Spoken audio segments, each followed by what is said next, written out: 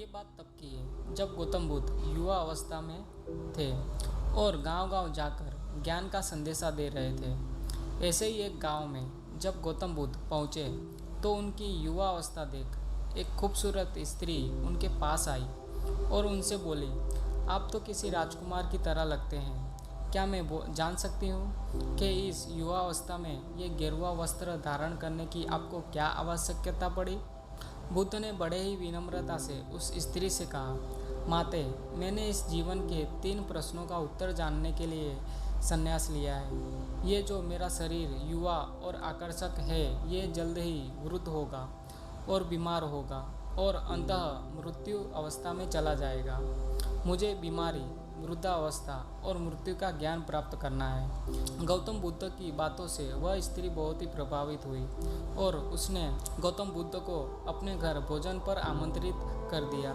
लेकिन उस स्त्री को गांव वाले बिल्कुल भी पसंद नहीं करते थे और शीघ्र ही यह बात पूरे गांव में फैल गई। महात्मा बुद्ध उस स्त्री के घर भोजन करने वाले हैं। गांव वाले बुद्ध के पास गए और विनती करते हुए बोले, आप उस स्त्री के घर भोजन करने ना जाएं। गौतम बुद्ध ने कारण पूछा तो गांव वालों ने बताया, वह स्त्री एक चरित्रहीन नारी है।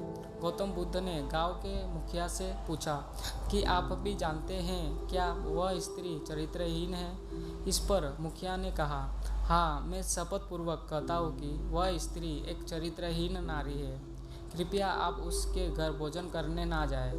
इस पर बुद्ध ने मुखिया का एक हाथ पकड़ लिया और मुखिया से ताली बजाने को कहा। मुखिया ने कहा, मैं एक हाथ से ताली नहीं बजा सकता क्योंकि मेरा दूसरा हाथ आपने पकड़ रखा है। ऐसे में भला मैं एक हाथ से ताली कैसे बजा सकता हूँ? गौतम बुद्ध बोले, जैसे आप एक हाथ से ताली नहीं बजा सकते, वैसे ही वह स्त्री खुद ही चरित्रहीन नहीं हो सकती जब तक कि इस गांव के पुरुष भी चरित्रहीन ना हो।